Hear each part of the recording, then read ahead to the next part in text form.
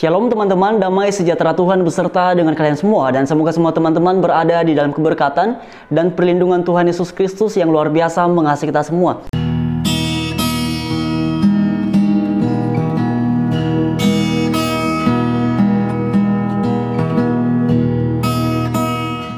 Nah teman-teman sekalian, dalam konten ini kita sama-sama menanggapi sekaligus meluruskan pengajaran yang disampaikan oleh Ustadz Felix Xiao berkaitan dengan salah satu nas dalam Alkitab. Dan seperti biasa teman-teman, sebelum kita berkomentar, mari sama-sama dengarkan terlebih dahulu apa yang disampaikan oleh beliau dalam cuplikan video berikut ini. Jadi dulu Tuhan menciptakan ada satu taman, namanya Taman Eden, surga. Di situ banyak sekali tanaman-tanaman, tapi yang dispesialkan di dalam Alkitab ada dua pohon. Yang pertama namanya pohon pengetahuan, yang kedua namanya pohon kehidupan. Diuji dulu. Yang pertama namanya pohon apa? Pengetahuan. Yang kedua namanya pohon apa?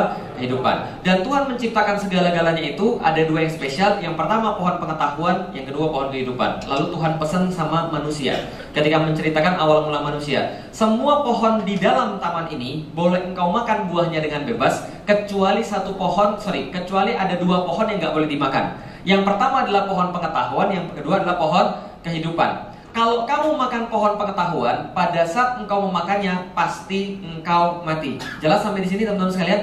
Ada pohon yang banyak, ada dua yang spesial. Satu apa namanya? Yang dua apa namanya? Tapi pohon pengetahuan tentang yang baik dan yang jahat jangan dimakan. Kalau nanti dimakan bakal mati. Jelas sampai di sini? Ternyata setan datang dalam bentuk ular, kemudian menggoda manusia. Dia goda Adam, Adam nggak tertipu oleh setan. Setelah dia nggak tertipu oleh setan, dia datang kepada Hawa, lalu dia goda Hawa. Hasilnya dimakan atau tidak? Akhirnya Hawa makan buah tadi, lalu kemudian diceritakan dalam Alkitab, ular itu berkata pada perempuan, sekali-kali kamu tidak akan mati. Bahwa pada waktu kamu memakannya, justru matamu akan terbuka. Dan Tuhan tahu itu. Dan kamu akan menjadi seperti Allah, tahu tentang yang baik dan tahu tentang yang jahat. Paham maksudnya kira-kira ceritanya? Jadi gini, Tuhan bilang ada pohon ini jangan dimakan. Ini pohon pengetahuan tentang yang baik, tentang yang buruk. Kalau kamu makan, kamu bakal mati. Setan bilang, enggak, Tuhanmu justru tahu kalau kamu makan ini, kamu nggak bakal mati. Tapi justru kamu akan tahu tentang yang baik dan yang jahat. Itu kata setan. Akhirnya Hawa tertipu, Adam tidak tertipu. Akhirnya Hawa makan buah tadi. Buahnya buah apa? Ini ceritanya di dalam mana? Ini cerita di dalam Alkitab, bukan Al-Quran ya. Ini buahnya buah apa kira-kira? Menurut pembahasan mereka, buahnya buah apel. The apple of Eden. Nah teman-teman sekalian, demikianlah penjelasan yang disampaikan oleh Ustadz Felix Xiao dalam cuplikan video yang sudah kita tonton sama-sama ini. Dan teman-teman, dalam cuplikan video yang singkat ini yang berdurasi 2 menit, teman-teman ada 3 kesalahan yang dilakukan oleh Ustadz Felix Xiao. Pertama, tadi beliau mengatakan bahwa Allah memberikan perintah kepada Adam dan Hawa untuk tidak makan buah pohon pengetahuan dan juga buah pohon kehidupan. Nah teman-teman, kalau kita mengecek di dalam kitab Kejadian pasal 2 ayatnya yang ke-17, di dalam ayat itu sangat jelas bahwa Allah hanya memberikan perintah kepada Adam dan Hawa untuk tidak makan buah dari pohon pengetahuan. Tidak ada disebutkan mengenai pohon kehidupan di dalam pasal 2 ayatnya yang ke-17. Jadi teman-teman, dalam bagian hal yang paling dasar ini saja, Ustadz Felix Xiao telah salah menyampaikan mengenai apa yang dilarang oleh Allah kepada Adam dan Hawa di Taman Eden. Kemudian bagian yang kedua, di dalam bagian cuplikan video yang sudah kita tonton sama-sama tadi, Ustadz Felix Xiao berkata bahwa pada awalnya Iblis menggoda Adam, tetapi kemudian tidak berhasil, maka ia menggoda Hawa, dan pada akhirnya ia berhasil sehingga Hawa memutuskan untuk makan buah dari pohon pengetahuan. Nah teman-teman sekalian, ini juga ngawur. Kenapa saya sebut ngawur?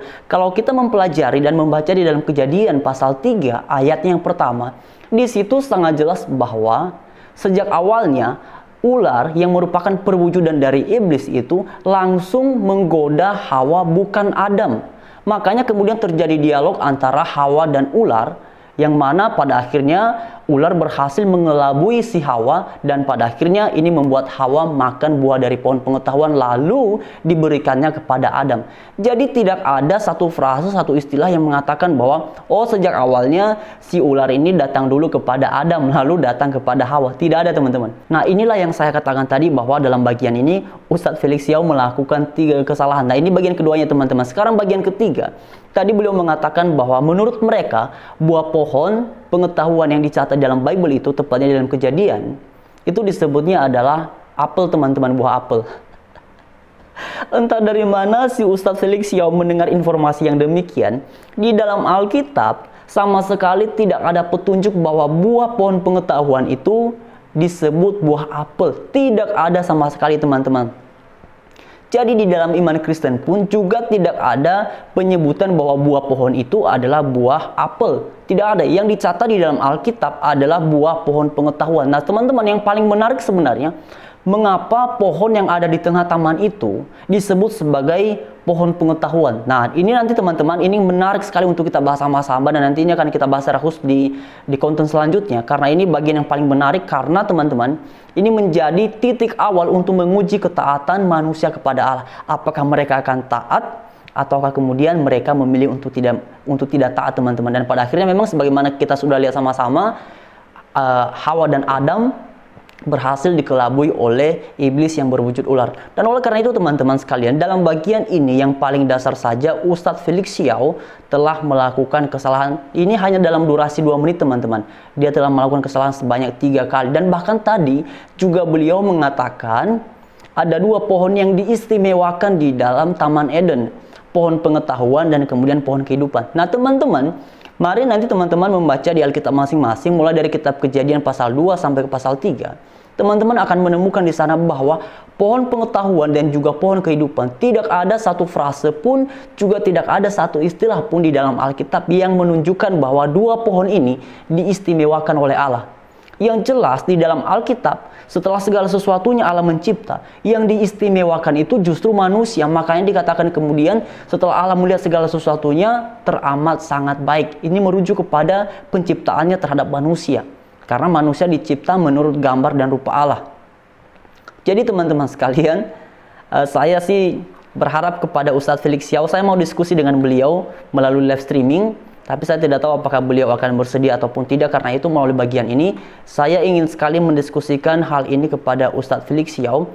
Di dalam bagian ini, mengapa ia bisa menyimpulkan bahwa buah pohon pengetahuan di dalam kitab Kejadian itu adalah buah apel. Kemudian juga tadi mengenai pernyataannya mengenai iblis yang lebih awal menggoda dulu Adam, baru kemudian lanjut ke Hawa karena ia gagal terhadap Adam. Nah, karena itu teman-teman, saya meminta bantu kepada kalian semua, kiranya teman-teman berkenan membantu saya agar Pak Ustadz Felix Xiao kemudian berkenan berdiskusi dengan saya mengenai 3 hal ini, teman-teman. Pertama tadi, pernyataannya yang mengatakan bahwa ada 2 pohon yang dilarang oleh Allah untuk tidak dimakan buahnya, pohon pengetahuan dan juga pohon kehidupan.